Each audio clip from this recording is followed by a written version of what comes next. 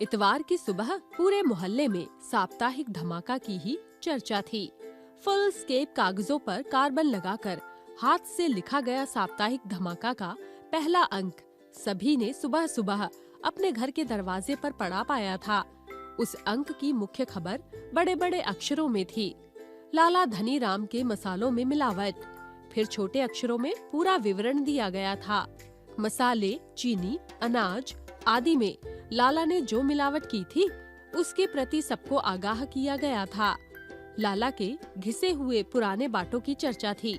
कम तोलने की कला में माहिर लाला को पुरस्कृत करने का प्रस्ताव भी था। साप्ताहिक धमाका में कुछ खबरें चटपटी थी, कुछ तिल मिलाने वाली। कुछ खबरों के शीर्षक थे, गुटकू भटनागर बैंगन की सब्जी से चिढ़ते हैं। ठेकेदार हजारा सिंह ने लड़की की शादी में 50,000 नगद दहेज दिया। हेडमास्टर चोपड़ा के घर स्कूल के चपरासी काम करते हैं।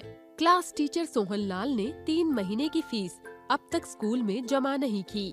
साप्ताहिक के दूसरे पृष्ठ पर कुछ शैतान बच्चों के बारे में खबरें दी गई थीं। वीरू ने पिता की घड़ी चुराकर 50 रुपयों में बेची। राजेश का सफेद कुत्ता चोरी गया। दीनू और रमेश ने स्कूल से भागकर पिक्चर देखी। अखबार के अंत में अगले अंक के मुख्य आकर्षण दिए गए थे। रिश्वतखोर मुंशी शादीलाल के काले कारनामे, सनातन धर्म मंदिर ट्रस्ट के हिसाब में घोटाला, सीक्रेट एजेंट डेविड की विशेष रिपोर्ट, मोहल्ले की शराबियों का भंडाफोड़। साप्ताहिक धमाका की ऐसी सनसनीखेज खबरें पढ़कर सभी हैरान थे। खबरें न केवल सच्ची थीं, बल्कि कान खड़े करने वाली थीं। संपादक के नाम के आगे हम बच्चे लिखा देखकर यह समझने में मुश्किल नहीं हुई कि यह काम कुछ बच्चों का है। कुछ लोग बच्चों के इस साहस भरे काम से खुश थे, कुछ अपनी पोल खुलने से बेहद खिसियाए हुए थे। लाला धनीराम की दुकान में तो सुबह सुबह ही हंगामा हो गया था। टंडन साहब ने 1 किलो चीनी तुलवाई, फिर किलो का बाट उठाकर देखा तो नीचे से खोखला पाया। हर तौल में कम से कम 100 ग्राम का घोटाला। लोग इकट्ठे हो गए, खूब चकचक हुई। गुटकू भटनागर निकले तो बच्चे उन्हें बैंगन की सब्जी कहकर चिढ़ाने लगे। बस यूँ समझिए कि हर तरफ धमाका हो रहा था। सब यही पूछते, यह किसने किया है, कौन है ये बच्चे, लेकिन जवाब कोई न दे पाता। देता भी कैसे। साप्ताहिक धमाका की योजना बहुत ही गुप्त ढंग से बनी थी। अगले इतवार को जब साप्ताहिक धमाका का दूसरा अंक बटा तो लगा जैसे किसी ने मिर्ची के पैकेट खोलकर हवा में उछाल दिए हों। मोहल्ले के कई सम्मानित कहे जाने वाले लोगों की पोल खुल गई थी। मंदिर का चंदा खाने वाले बच्चों को उद्यमी और पापी कह रहे थे।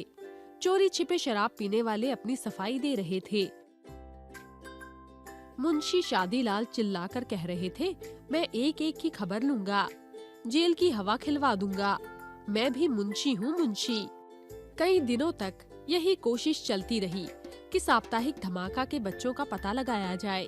कौन लिखता है इसे, कौन खबरें इकट्ठी करता है, कब बांटा जाता है। मोहल्ले के लगभग सभी बच्चों के लिखावट के नमूने इकट्ठे किए गए। कुछ शैतान बच्चों की हरकतों पर निगाह रखी गई, लेकिन सफलता ना मिलनी थी न मिली। हारकर मोहल्ले के सभी बड़े लोगों की एक मीटिंग बुलाई गई। मुंशी शादीलाल ने कहा, ऐसे सनसनीखेज काम आजादी की लड़ाई के जमाने में क्रांतिकारी किया करते थे। उनका भी पता अंग्रेजों को लग ही जाता था। हैरानी है कि हम अपने ही दुश्मनों को नहीं पहचान पा रहे हैं। इस पर प्रोफेसर माथुर ने कहा, यह काम भी आजादी की लड़ाई के दिनों जैसा ही है। आज इस बात की बहुत जरूरत है कि जो लोग समाज और देशवासियों के दुश्मन हैं, उनका भंडा फोड़ किया जाए। यह काम हमें करना चाहिए था, लेकिन बच्चे कर रहे हैं। मैं उन बच्चों को बधाई देता हूँ। फिर तो मीटिंग में बहुत हंगामा हुआ। बिना किसी निर्णय के मीटिंग खत्म हुई। इतवार की सुबह साप्ताहिक धमाका में अन्य खबरों के साथ मीटिंग की रिपोर्टें भी थी।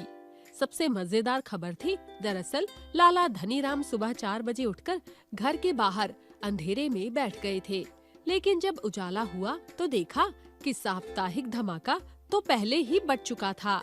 साप्ताहिक धमाका के ताज़ा अंक में उन घरों के नंबर दिए गए थे जहां रेडियो बहुत जोर से बजता है।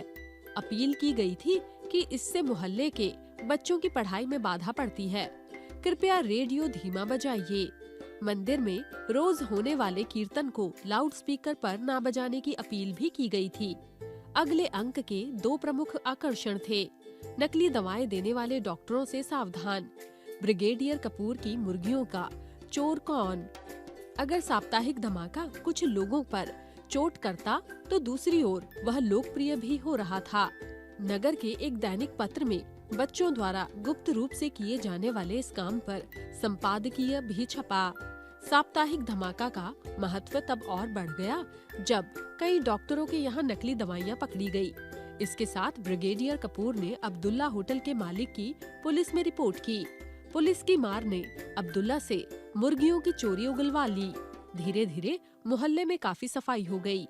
एक दिन अचानक ही घोषणा हुई कि साप्ताहिक धमाका के संपादक बच्चों को पुरस्कार देने के लिए शाम को सभा होगी।